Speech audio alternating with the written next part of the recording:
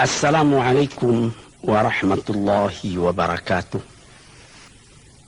Para pendengar dan peminat kuliah-kuliah saya di dalam kaset ini, di seluruh tanah air Indonesia yang saya cintai, di gunung, di lembah, di kampung, di negeri, di mana saja kaset ini diputar. Dalam kuliah saya hari ini akan saya terangkan suatu hal pula di dalam kehidupan kita kaum muslimin yang menjadi minat daripada seluruh kita yang beriman kepada Tuhan. Ialah mengerjakan haji ke Mekah Al-Mukarramah dan berziarah ke makam Rasulullah sallallahu alaihi wasallam di Madinatul Munawwarah. Setiap tahun kita bangsa Indonesia yang jauh ini, yang disebut orang fi Syarqil Aqsa, di tanah timur yang jauh, telah beratus-ratus tahun sejak zaman dulu, masa ke Mekah masih naik kapal layar, namun kecintaan buat mengerjakan haji itu tidak kurang daripada kecintaan negeri-negeri lain di dunia ini. Saya sendiri, pada mula-mula saya naik haji di tahun 1927,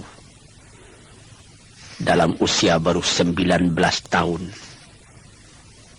Ketika itu harga karet sedang membumbung naik harga getah di Jambi dan di tempat-tempat lain. Dan sewa kapal ketika itu, karena belum ada kapal udara sebagai sekarang, baru 165 rupiah pergi dan balik. Berduyun orang yang pergi. Dan waktu itu 165 rupiah pun sudah mahal. Dari tahun ke tahun, belum pernah turun sewa kapal itu. Pada tahun 1950, sesudah penyerahan kedaulatan dari Belanda kepada kita di bulan Desember 49, maka dekat-dekat bulan Agustus 1950, saya berangkat ke Mekah sebagai anggota MPH, Majelis Pimpinan Haji. Kabarnya konon sewa kapal pada waktu itu baru 7.000 rupiah pergi dan balik. Kerinduan orang buat naik haji sama saja, baik di waktu harga tiket 165 rupiah pulang balik, atau 7.000 rupiah pulang balik, atau 1,5 juta rupiah pulang balik, atau sekarang ini sudah lebih lagi, dan belum pernah turun. Namun jumlah orang yang naik haji, orang yang berminat naik haji, tidak berkurang dari tahun ke tahun. Barangkali inilah salah satu mustajabnya permohonan Nabi Ibrahim kepada Tuhan, sebagaimana tersebut di dalam Al-Quran surat Ibrahim. Waj'al af'idatan minan nasi tahwi ilaih. Ya Tuhanku, jadikanlah hati manusia tertarik buat datang ke sana. Datang ke sana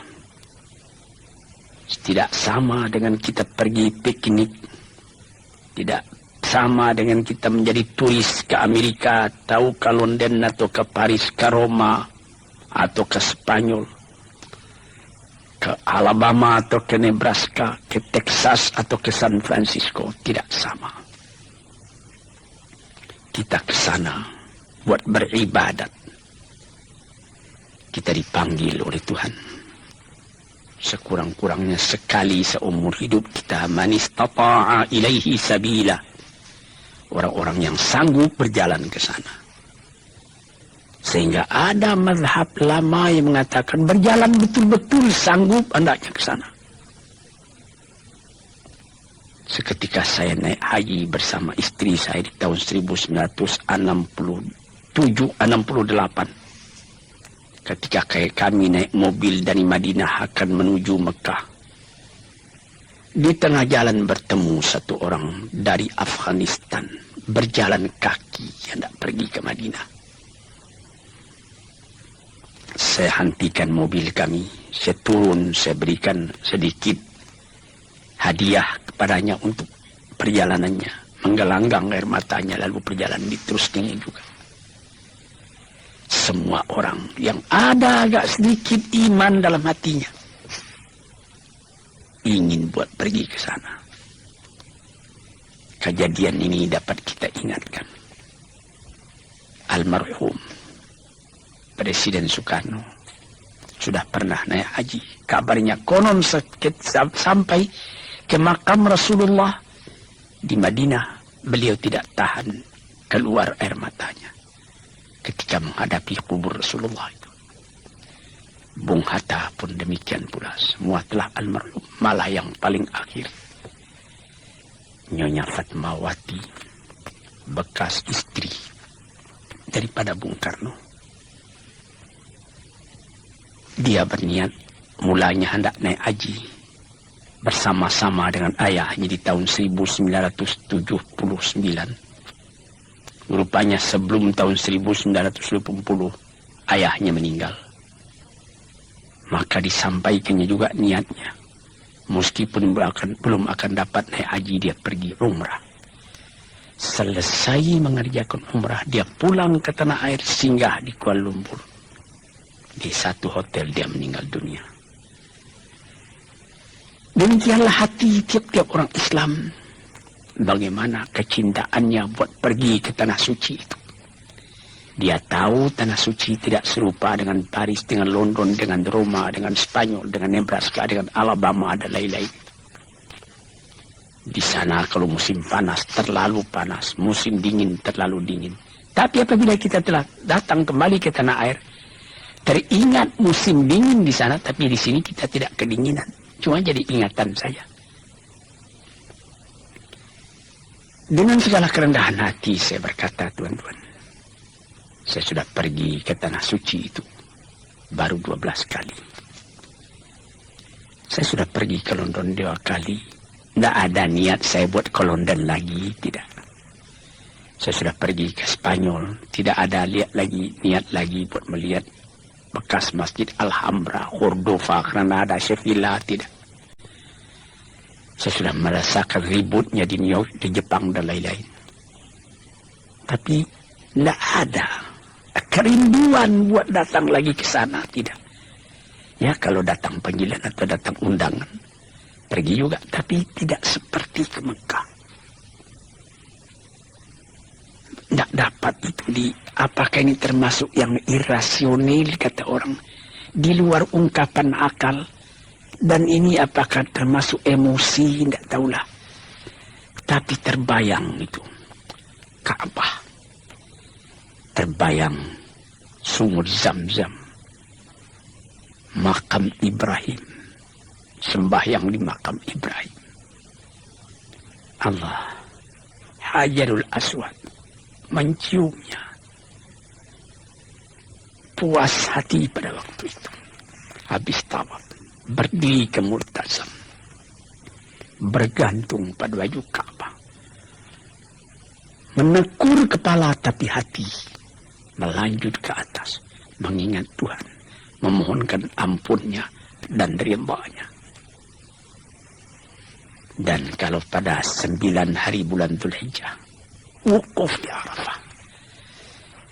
Sudah berapa kali saya wukuf. Tidak dapat saya gambarkan. Tiap wukuf, tiap air mata titik tergambar padang mahsyar yang akan kita tempuh di belakang hari. Tergambar pertemuan segala manusia yang menghamparkan sayapnya di hadapan ilahi, memohon ampun dari ridhanya, memohon taufik dan hidayatnya, diizinkan pulang kembali ke tempat asalnya, ke kampung halamannya, buat menyebarkan akidah tauhid dalam kalangan umat. Apalagi kalau saudara sampai pula ke Madinatul Munawwarah, tempat Nabi kita hijrah. 10 tahun beliau tinggal di sana, berjuang siang malam menegakkan tauhid, memperkuat irfan, pengenalan dengan Allah. Tuan-tuan yang terhormat, apabila tuan masuk ke dalam Masjid Madinah itu, selesai sembahyang, tuan pergi ke Raudhah. Mula-mula tuan sembahyang di Raudhah, yang dikatakan oleh Nabi, inna ma baina qabri wa mimbari raudhatu min riyadil jannah. Di antara kuburku dan mimbarku ada suatu taman yang indah, taman surga katanya. Orang berkerumun sembahyang ke sana. Sesudah itu pergi ziarah ke kubur Rasulullah, mengucapkan salam kepada beliau, karena beliau sendiri mengatakan, segala salam yang engkau sampaikan kepadaku, aku dengar sampai, dan itu semua aku jawab. Tuan-tuan yang terhormat, inilah yang dinamakan di dalam ilmu tasawuf lauk, perasaan dalam kehidupan ini. Di samping akal, di samping iradah, kemauan, ada lagi namanya atifah, perasaan. Perasaan inilah yang kita didik dengan segala ibadat yang kita kerjakan, seperti tahajud tengah malam atau ketika naik haji tadi. Tuan-tuan, saudara-saudaraku yang kuhormati, kita pun tahu bagaimana banyaknya yang harus kita kerjakan, syarat-syarat yang mesti kita penuhi. Mula-mula menyetor uang kepada bank. Sesudah kita mendapat keinginan buat pergi di store ONH, ongkos naik haji, menunggu bulannya, menunggu waktunya. Kita naik kapal terbang atau naik kapal api. Biasa kebanyakan sekarang ini kapal terbang. Dahulu dengan kapal haji 14 hari pergi, 14 hari pulang, 28 hari. Di sana kita agak 3 bulan, sekarang lebih cepat. Ke sana kita paling banyak 10 jam, pulang 10 jam, 20 jam. Di sana pun agak 40 hari atau kurang lagi. Tetapi saya juga pernah melihat kawan saya. Dia datang dengan kapal terbang ke Mekah.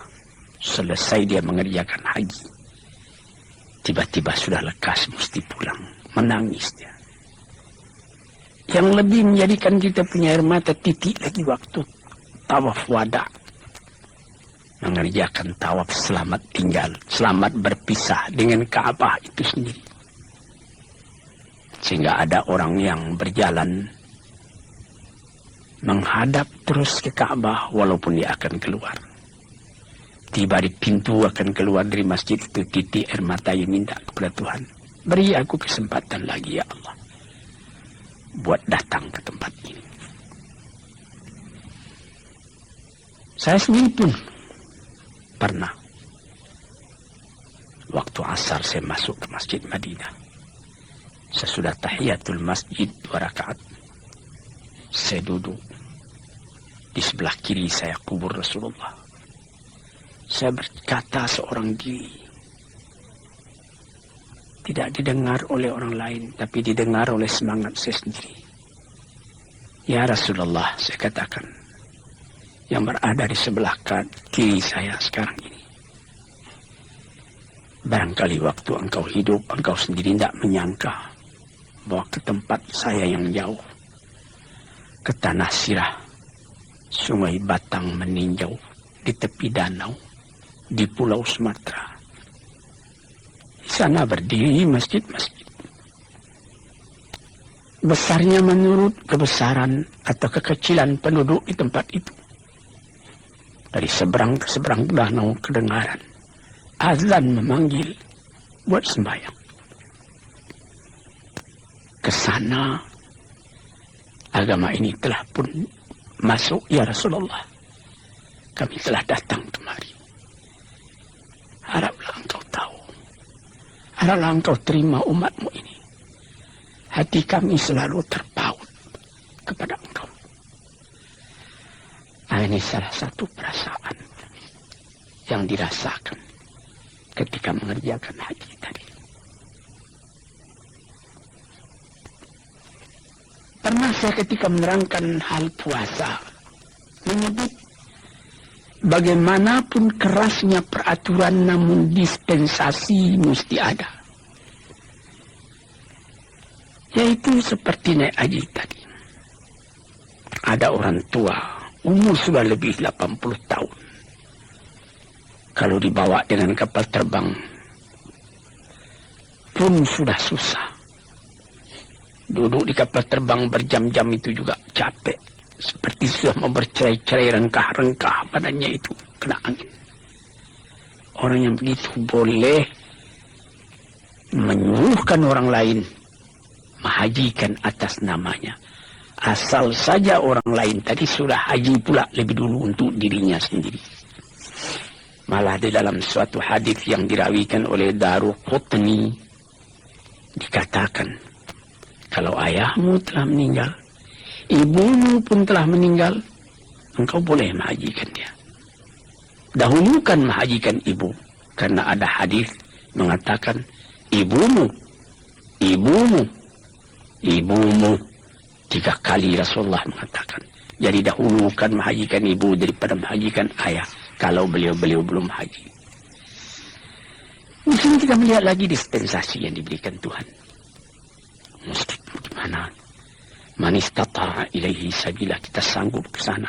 Kalau tak sanggup lagi, cuma mengirim cinta, menunjukkan ketaatan, diterima juga oleh Tuhan. Para pendengar yang terhormat, para pendengar yang saya cintai, ini menjadi rukun yang kelima daripada kita mengerjakan agama. Syahadat kelas 1, salat kelas 2, puasa kelas 3, zakat kelas 4, haji kelas 5. Itulah perumpamaan yang populer dalam kehidupan kita. Sehingga dikatakan oleh Nabi, Al-Hajjul Mabrur laisa lahu jazaan illal jannah. Laisa lahu jazaun illal jannah. Haji yang mabrur itu, haji yang diterima oleh Allah itu, tidak ada pahala yang lain kecuali surga. Tuan-tuan bisa menimbang sendiri, apakah ujiannya haji yang mabrur itu? Haji yang mabrur itu terasa kalau kita pulang dari sana. Hati itu terus terpaut juga ke sana. Ka'bah berdiri di Mekah, tetapi setelah kita naik haji, dia berdiri dalam hati kita. Dia berdiri di dalam ingatan kita. Dia terbayang terus seakan-akan di hadapan kita. Terbayangnya Ka'bah tadi memperingati pula, memberi peringatan kepada kehidupan kita. Akan hidup dengan tujuan yang tetap sampai bercerai nyawa dengan badan, bertali dengan Ka'bah. Menyembah kepada Allah, menghadapkan muka kepada kiblat. Sehingga sampai di negeri sendiri berubah hidup kita sendiri daripada yang kurang baik kepada yang lebih baik. Ini tanda daripada haji yang mabrur. Para pendengar dan para peminat yang saya cintai, di dalam mengerjakan haji itu, haji besar, al-hajjul akbar, haji besar itu ialah 9 hari bulan Dzulhijjah. Ketika kita wukuf di Arafah. Besoknya 10 bulan Dzulhijjah. Kita sudah bergegas cepat menuju Makkah buat tawaf ifadah. Sesudah itu kita kembali ke Mina. Barang 2 atau 3 hari. Di dalam Al-Quran dikatakannya, "Faman ta'ajjala fi yaumaini fala isma alaih." 2 hari tak berdosa, 3 hari pun tidak. 5 nittaqa, barang siapa yang kuat sampai 3 hari. Yang penting sangat kita perhatikan ketika kita mulai akan naik haji ataupun umrah, yaitu haji kecil yang kita kerjakan pada setiap waktu, seperti waktu sekarang ini bukan musim haji. Sebagaimana yang dilakukan oleh Ibu Fatmawati, Ibu Rahmi Hatta dan lain-lain pada umrah yang telah lalu tahun 1400 Hijriah. Maka mengerjakan haji itu kita disuruh memakai pakaian yang lain dari pakaian yang biasa, yaitu pakaian ihram. Pakaian ihram bagi kita laki-laki ialah 2 helai kain yang tidak dijahit, tidak dikarungkan. Pertama, untuk penutup aurat kita menjadi diikatkan ke pinggang. Kedua, menjadi selimut kita yang diselempangkan di bahu kita. Ini pakaian yang sangat dianjurkan ialah kain putih. Karena ini sudah terjadi beratus beribu tahun, maka telah diperbuat orang kain yang khas untuk ihram, yaitu handuk besar. Biasa dijual orang di Jeddah. Bahkan sekarang pun, pada tahun-tahun yang sudah disedia kain-kain ihram itu dijual di toko Sarinah di Jalan Tamrin. Apa hikmatnya memakai pakaian ini? Supaya terasa betul kesamaan kita di hadapan Allah. Inna akramakum indallahi attaqakum. Kamu yang paling mulia di hadapan Allah ialah orang yang paling takwa hati. Paling menyerah jiwanya kepada Tuhan. Jadi, kalau sekiranya seorang jenderal dengan bintang 4 dan bintang-bintang jasa yang terletak di dada, itulah tanda dia jenderal. Hari itu, ungkai pakaian jenderal itu, buka, ganti dengan pakaian ihram. Kalau sekiranya seorang berpangkat tinggi, atau dia kaisar, atau dia imperior, atau dia presiden sekalipun dengan pakaian-pakaian dinas tertentu, bintang gemerlapan pada dada, tanggalkan pada hari itu, ganti dengan pakaian ihram. Sehingga dapat kita lihat pada waktu ihram itu tidak ada perbedaan antara serdadu dengan jenderal, antara kapiten dengan letnan, antara petani dari rimba-rimba sebelah Yaman atau sebelah Najd dengan pengembala unta kaum Badui dari padang pasir, antara datuk-datuk dari Minangkabau, antara raden-raden dari tanah Jawa, antara andi-andi dari Sulawesi, antara gusti-gusti dari Kalimantan, antara para pangeran dari Jawa. dan lain-lain. Tak ada perbedaan sama sekali. Orang semuanya memakai pakaian yang sama. Dan ada lagi tersebut di dalam suatu hadis.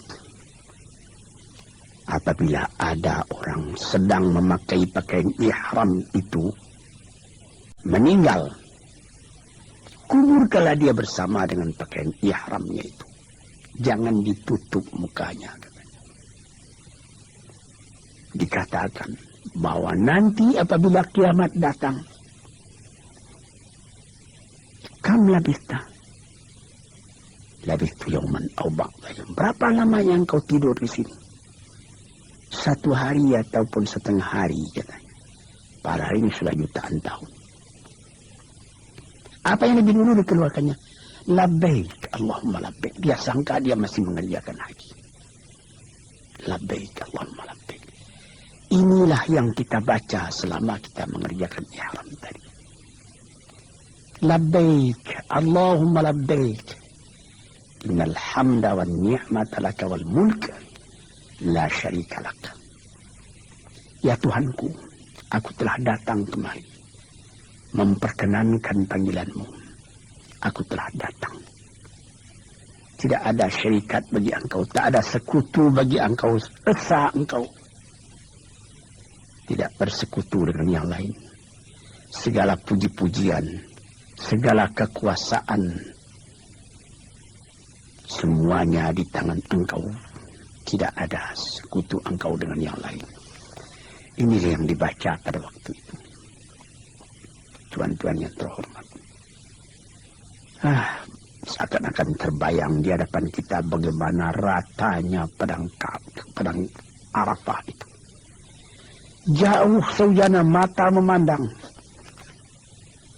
padang Arafah. Khaimah-khaimah berdiri beratus ribu banyaknya. Sejak dari waktu zuhur sudah kedengaran orang membaca munajat, seruannya, ratapannya, pengaduannya, rintihannya kepada Tuhan. Minta diampuni dosanya. Minta ditunjukkan jalannya lurus dalam kehidupan. Minta terang.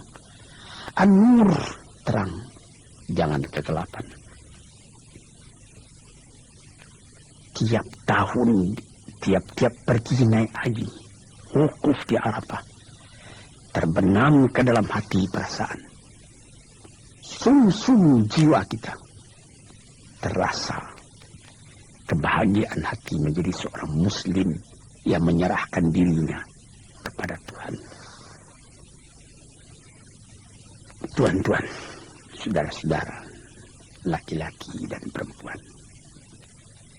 Itulah yang saya mengatakan pada permulaan perkataan saya tadi. Bagaimana terpautnya hati ke sana. Hendak mengerjakan ibadat itu. Dan bagaimana pula kerinduan orang hendak meneruskan ziarah kepada kubur Rasulullah. Sehingga menjadi syair daripada ahli-ahli penyair mengatakan, ya Rasulullah, telah tertanam kerinduan hendak menziarahi engkau dalam jiwaku. Moga-moga Allah memibahkan kurnia kepadaku sehingga ringan langkahku buat pergi menziarahi engkau itu.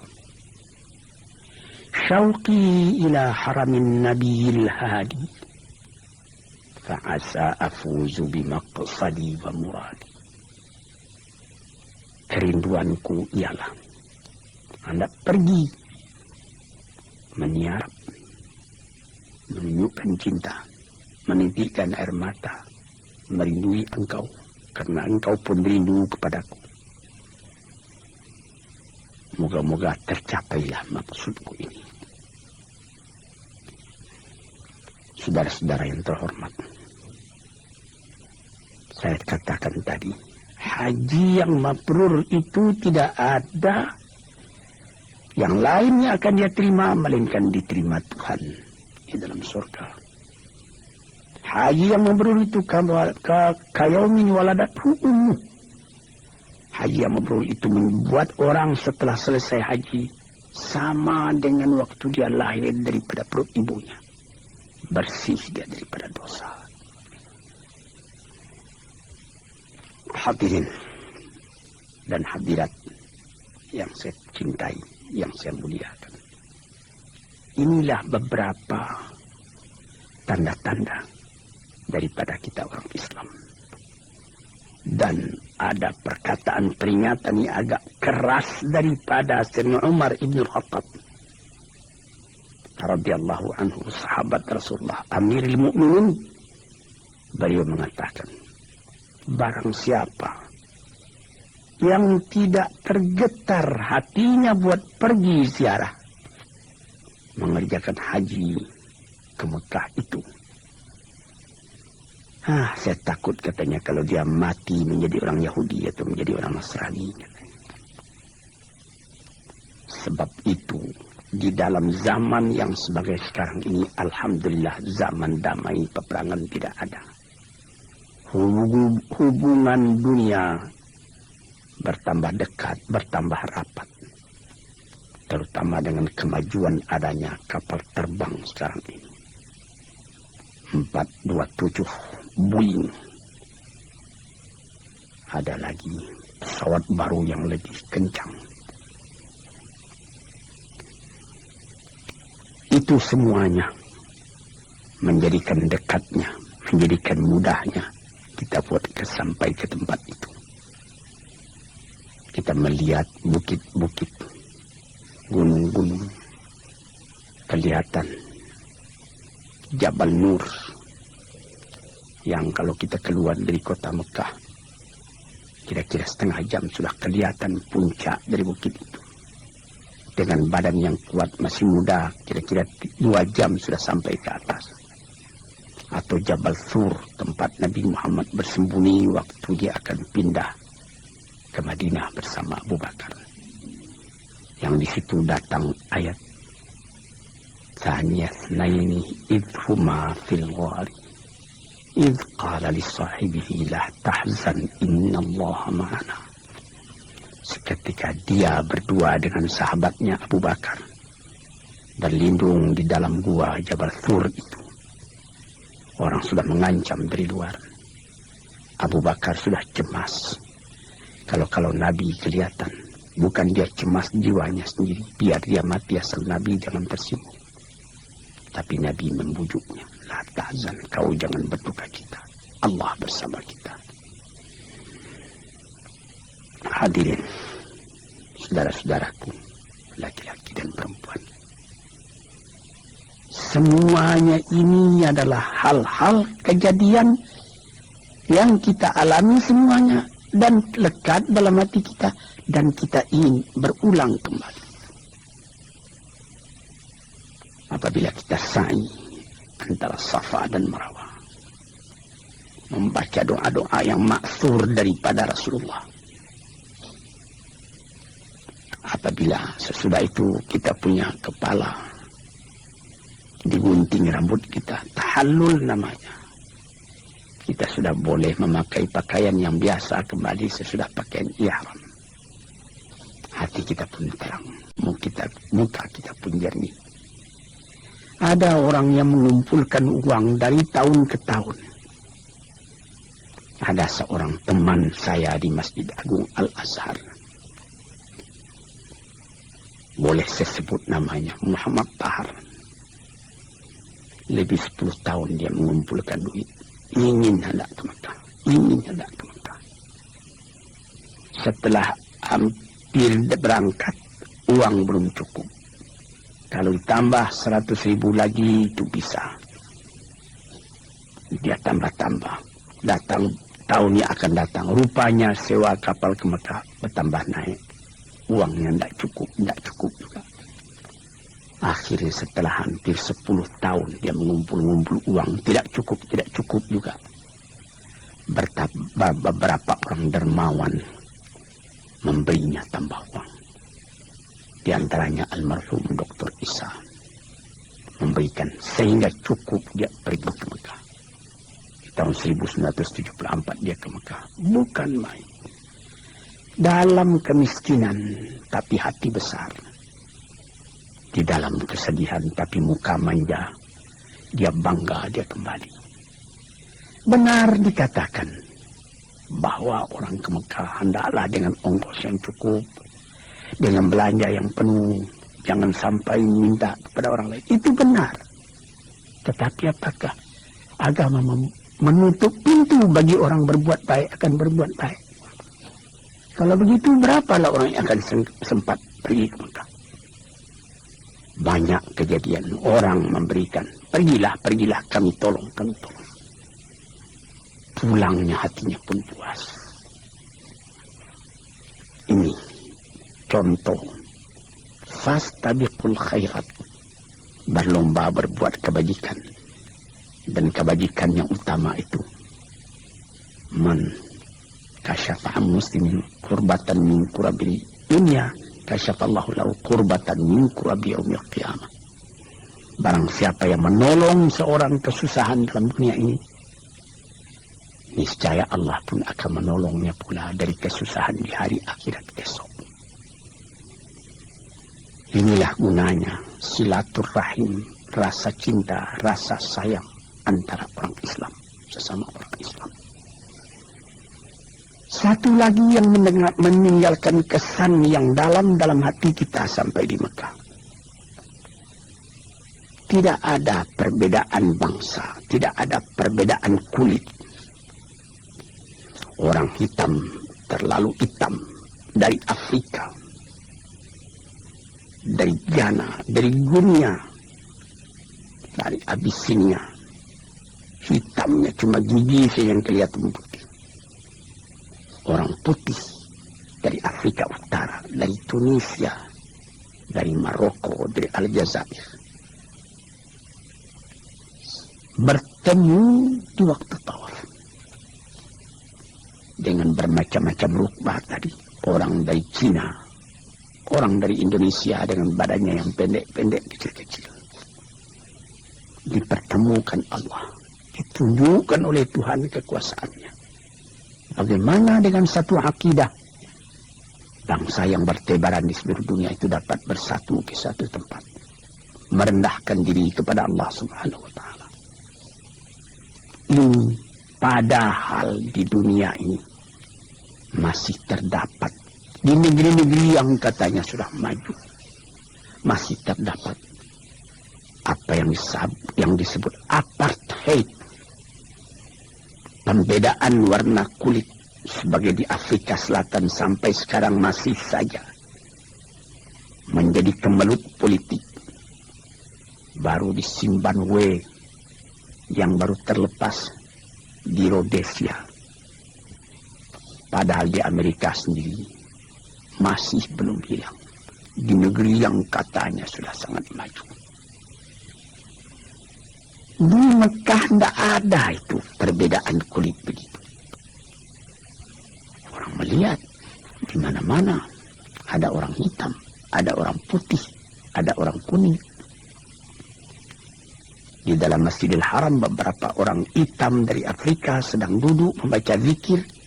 Saya pernah melihat membaca wirid, entah kitab Dalailul Khairat, entah apa kitab yang lain. Tiba-tiba kelihatan oleh orang Perancis yang sedang jalan juga memegang kitab itu. Dia juga rupanya bacaannya itu, dia duduk ke tengah-tengah orang hitam-hitam tadi, turut berzikir bersama-sama, turut melagukan bersama-sama, spontan. Jiwa begini, tuan-tuan yang terhormat, yang cuma ada dalam Islam, termasuk akidah.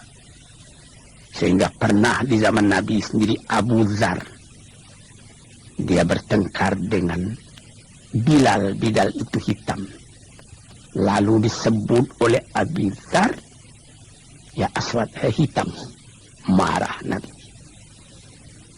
Bumi katanya, langit dan bumi tidak seberat itu. Engkau menyebut orang, menghinakan orang dengan menyebut hitam.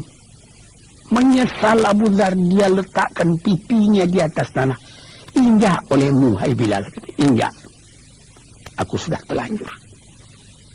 Itu tertulis dalam kehidupan orang muslim. Inna akramakum indallahi atqakum. Kamu yang mulia di sisi Allah ialah orang yang takwa kepadanya. Tuan-tuan, saudara-saudara, hadirin hadirat yang mendengarkan kuliah di kaset ini.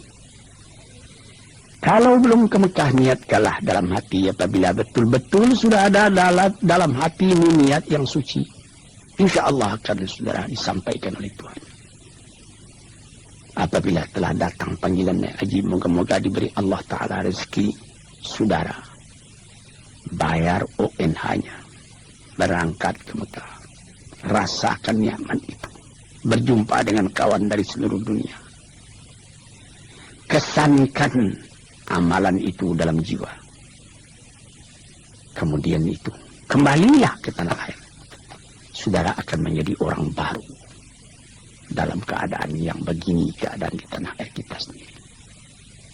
Dan hati saudara pun insya Allah akan tambah lama, tambah dekat kepada masjid, tempat menekunkan hati baginda Allah Subhanahu wa Ta'ala. Moga-moga menjadi haji yang mabrur, menjadi sa'i yang masykur, menjadi perniagaan rohani yang tidak pernah rugi. Sekianlah, moga-moga Allah memberikan rahmatnya kepada kita. Wassalamualaikum warahmatullahi wabarakatuh.